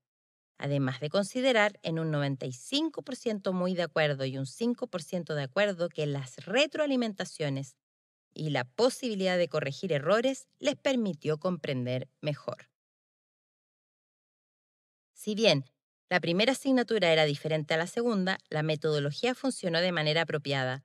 Desde la primera clase las estudiantes comprendieron la importancia del proceso y los dos grandes objetivos, manifestando interés y participación. En todas las sesiones hicieron buenos aportes, desarrollaron su mirada crítica y expresaron que sentían confianza para formular sus dudas y compartir experiencias y aprendizajes. En este caso, hubo estudiantes que tenían más dificultades o menos preparación. Sin embargo, fueron subiendo su nivel. En una clase se realizó una conexión especial con los grupos más débiles y ellas valoraron la dedicación en corregir errores para aprender, comentando que eso no lo habían vivenciado en el transcurso de la carrera. Al final del proceso, se pudo observar su capacidad creativa y lúdica en sus propuestas de mejora. Expresaron la integración de todos los conocimientos desarrollados en la asignatura. Al preguntarles cómo se podía mejorar la metodología, solo manifestaron que podría ser una buena estrategia mostrar una imagen en la primera clase que graficara todo el proceso, para siempre tenerlo presente. Se valoró este proceso de aprendizaje como docente, donde se comprobó que nada es obvio, que las estudiantes no necesariamente parten del mismo nivel, aunque sean del mismo ciclo formativo. Cada grupo tiene sus propias características y diversidades. En la primera experiencia era un grupo más parejo, con excelente disposición y compromiso por aprender. En la segunda hubo casos más complejos. Se necesitó reforzar más las estrategias, pero en los exámenes se pudieron cumplir los dos grandes objetivos y en la encuesta respondieron en un 100% muy de acuerdo que habían desarrollado el pensamiento creativo y la capacidad lúdica, participando el 88% de las estudiantes de manera voluntaria. La metodología creada consideró aspectos externos y aspectos internos, fundamentados en la pedagogía de la intencionalidad. En el recorrido realizado se pudo observar cómo cada elemento formó una estructura capaz de generar habilidades lúdicas y creativas en estudiantes de pedagogía en educación parvularia, en una modalidad a distancia, produciendo principalmente aprendizaje, puesto que es lo que apareció como una dimensión destacada y fue el elemento común entre cada encuesta y cada registro anecdótico. En el marco referencial de este estudio se expuso que el aprendizaje se produce sintiendo, haciendo y pensando, que son las experiencias las que logran, por medio del acierto y error, generar que se comprenda en profundidad. Por tanto, es activo y cada elemento considerado para crear la metodología tenía estas características, desde el contexto mayor, que tiene relación con lo que establece la casa de estudios, el programa de la carrera y su perfil de egreso, el contexto de las estudiantes, el objetivo, los contenidos, recursos con los que se cuenta en un entorno virtual de aprendizaje, las diferentes áreas asociadas a la asignatura y las respuestas de las estudiantes, hasta aspectos internos que en general no se valoran, como el tono, la pulcritud, la permanencia, las llaves del aprendizaje, los centros de respuesta, la transformación de sí y de su medio, la generación de experiencias internas y la valoración del error como parte del aprendizaje. Esta base, presente en todo el proceso, permitió cumplir el objetivo de desarrollar habilidades, sin importar que las clases no fueran presenciales, puesto que la propuesta fue lo suficientemente integral para poder generar lo esperado. En este caso, además, las habilidades que se necesitaban potenciar, que era la creatividad y la capacidad lúdica en ambas asignaturas, con la misma metodología, se vieron desplegadas y reafirmadas por las mismas estudiantes en sus respuestas de las encuestas. Conclusiones. Se ha intentado realizar una propuesta que considera un paradigma que comienza a nacer, ubicando a la educación desde un sentido humanizador. Se ha expuesto que se aprende pensando, sintiendo y haciendo y que el error es parte fundamental para avanzar en las comprensiones que se necesitan para subir un peldaño más en la escalera del crecimiento. Sin duda, la persona que enseña tiene un gran desafío por delante. No es de menor importancia lo que hace con sus acciones hacia él y hacia el mundo, puesto que los estudiantes aprendan de sus ejemplos. Ubicar al ser humano como valor central mueve la brújula hacia cada persona que compone la comunidad educativa, dejando de lado la angustia por los resultados y por demostrar un nivel académico que, en definitiva, no tiene sentido más que para el mundo de los negocios.